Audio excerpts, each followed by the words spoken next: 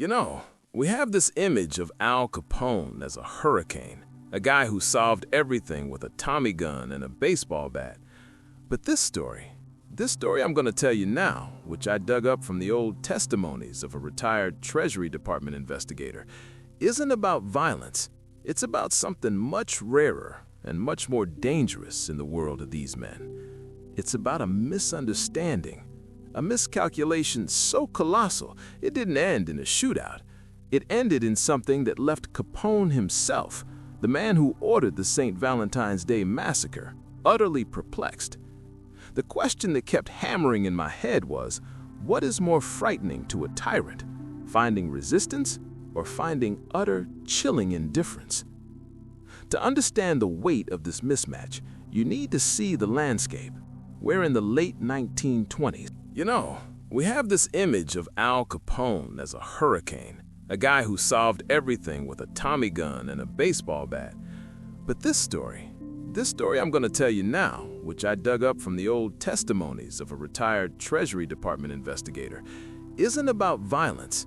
It's about something much rarer and much more dangerous in the world of these men. It's about a misunderstanding, a miscalculation so colossal it didn't end in a shootout. It ended in something that left Capone himself, the man who ordered the St. Valentine's Day massacre, utterly perplexed. The question that kept hammering in my head was, what is more frightening to a tyrant, finding resistance or finding utter, chilling indifference? To understand the weight of this mismatch, you need to see the landscape. We're in the late 1920s. Al Capone in Chicago isn't a gangster, he's a force of nature, an almost state-like power with a private army, judges on his payroll, and a city trembling at his name. And then, across the country, in a smoke-filled back room in Harlem, there's Ellsworth Bumpy Johnson. His power is of a different currency. It's not national, but it's absolute within a 10-block radius. It's built on loyalty, street intelligence, and a reputation as the neighborhood's unshakable protector. Their worlds weren't supposed to collide. Capone's empire was built on beer, brothels, and fear. Bumpy's kingdom was built on the numbers game and respect. One was a loud public corporation, the other was a quiet, family-owned business, and that's exactly where the mistake happened. Capone, expanding his liquor distribution east, heard about this Harlem king who controlled a dense, lucrative neighborhood. In the logic of a conqueror, that made him a potential partner or an obstacle to be removed. He sent his men, not Chicago thugs, but connected guys from New York, his emissaries, with a simple proposition backed by the unspoken threat of his limitless resources. They found Bumpy, not in a fortress, but in a barbershop, getting a shave. And they made their pitch. Money, influence, a slice of the big time. They laid it out like they were doing him a favor. And then, to punctuate the offer, to show this was not a request, one of them let his coat fall open, just enough to show the butt of a pistol. Another leaned against the door. The message was clear.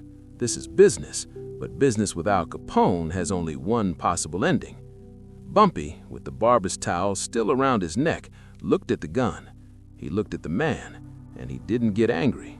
He didn't show fear. He didn't even seem interested. He just went back to looking at himself in the mirror. And after a silence that stretched into eternity, he spoke to his own reflection. "You tell Mr. Capone," he said, his voice calm, almost bored, "that Harlem cuts its own hair." Then he nodded to the barber to continue. That was it. No negotiation, no counteroffer, no defiance, just a dismissal, a metaphorical shrug so complete it vaporized the entire premise of the meeting. The men, confused, insulted, but utterly disarmed by the sheer lack of a reaction they could understand, left. They reported back, not to some underboss, but directly to Capone's inner circle, and the story, as it traveled, lost none of its sting. Capone, a man who understood rage, greed, and fear, was presented with a response he had no category for: polite, utter irrelevance. He hadn't been challenged to a war. He'd been informed his war wasn't even on the map. The consequences were invisible but profound. All plans to move into Harlem by force were shelved. It was deemed, in the words of one associate, bad business, too unpredictable, too weird. For Capone, it was a minor, confusing blip. For Bumpy, it was everything. The legend that he had stared down the most famous gangster in America and made him blink without raising his voice spread like scripture through the streets. It cemented his authority not as the toughest, but as the most untouchable. The man whose power was so rooted, so peculiar, that even a hurricane from Chicago couldn't uproot it. The legacy of that moment in the barbershop is a lesson in the limits of imperial logic. Capone represented scalable, exportable power, the franchise model of crime. Bumpy represented rooted, contextual power, the soil itself. You can't franchise a hurricane, and you can't intimidate the ground. Capone's men came with a script written in Chicago, expecting Bumpy to play a part in their drama. He simply refused to acknowledge the stage. He proved that the ultimate power move isn't always a bigger gun. Sometimes it's the quiet, devastating act of refusing to even acknowledge the game your opponent thinks you're playing. In the end, Al Capone didn't lose a deal that day. He lost the narrative. And Bumpy Johnson, with a towel around his neck and a gaze fixed on his own reflection, became the author of a new one, that in the quiet, stubborn soil of a neighborhood, even the mightiest king from afar is just another tourist. But that soil wasn't just stubborn, it was intelligent. Bumpy's dismissal wasn't merely an act of defiance, it was a sophisticated geopolitical statement. In one sentence, he had drawn a border more effective than any army. Harlem cuts its own hair was a masterclass in diplomatic phrasing. It was polite, but its meaning was an iron wall. Your tools, your methods, your very understanding of how power works are irrelevant here. We have our own barbers, our own razors, our own mirrors. We are self-sufficient. For a man like Capone, whose power was predicated on being needed for protection, for vice, for a cut of the action, to be declared irrelevant was a form of existential tack. It didn't just reject his offer, it rejected the entire currency of his power. The men who delivered the message failed to grasp its depth. They reported a slight, an insult. But Capone, for all his brutality, was a keen strategist. He likely sensed the deeper truth. He hadn't encountered a rival, but a different species. Trying to conquer Harlem with Chicago rules would be like trying to mine for gold with a fishing net. The effort would be immense, the yield incomprehensible, and the locals would just watch, amused from the shore. This realization bred a strategic paralysis far more effective than any ambush. The cost-benefit analysis in Capone's war room suddenly had an infinite variable, the complete unknown. The aftermath wasn't a treaty, it was a withdrawal into familiar territory. Capone's empire retracted, not out of fear, but out of a cold, pragmatic confusion. His energy refocused on wars he understood, against the O'Banions, the Moran Gang, wars of territory and rackets where the rules were written in blood and dollars. Harlem was logged in his mental ledger not as a defeat, but an illiquid asset, too strange to value, best left off the books. For Bumpy, the event was a quiet coronation. He hadn't won a battle, he had defined a realm. His authority now carried the silent endorsement of the most feared name in America. The whispered tale, Capone sent men and Bumpy sent them back with a proverb, became social armor. It told every neighborhood kid, every aspiring hustler, and every rival, the power here is not borrowed, not imported. It is homegrown, intricate, and speaks a language outsiders cannot learn. The legacy is a blueprint for resisting empires.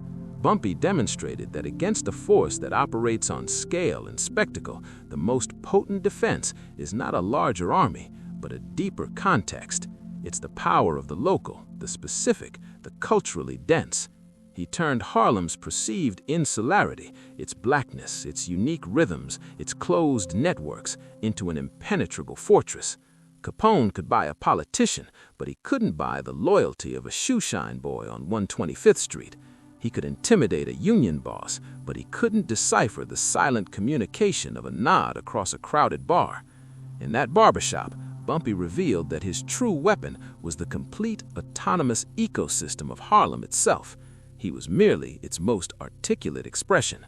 The final lesson is this: the most formidable sovereignty is often not declared with a flag, but with a subtle, unyielding adherence to one's own ordinary routine. By continuing his shave, Bumpy Johnson did more than ignore Al Capone. He performed a radical act of independence. He proved that sometimes the ultimate show of power is not to meet the emperor's gaze, but to remain so utterly, mundanely yourself that the emperor, for all his grandeur, simply fails to register as anything more than a momentary distraction in the mirror. That moment in the mirror, however, was not a passive act. It was a highly conscious performance of sovereignty. Bumpy wasn't just ignoring Capone. He was curating the perception of the event for the only audience that truly mattered: his own people in the barbershop, and by extension, all of Harlem. The towel around his neck wasn't just fabric, it was a costume of normalcy, a deliberate symbol that life, his life, Harlem's life, proceeded uninterrupted by outside dramas. His gaze fixed on his own reflection was a statement. The only authority I recognize here is the one I see in this glass. He turned Capone's emissaries into mere spectators of his own kingship's morning ritual. This was governance as theater, and Bumpy was a playwright who understood that the most powerful scenes are often those of quiet, deliberate routine in the face of chaos. The men with guns became stage props, their threat neutralized not by counterforce, but by being rendered dramatically irrelevant to the main action. For Capone, the strategic confusion went deeper than a bad business calculation. It struck at the core of his identity as a modernizer. He saw himself as bringing efficiency, corporate structure, and scale to the messy world of crime. Bumpy's response revealed a fatal flaw in that model. It cannot process cultures that operate on a different logic. Harlem's economy was not just about dollars, it was about social capital, favors, reputation, and a complex system of obligations invisible to an outsider's spreadsheet. Capone's offer of a slice of the big time was as meaningless as offering a symphony orchestra a share in a jackhammer factory. The languages of value were mutually unintelligible. The long-term consequence for Capone was a subtle but critical limitation on his mythos.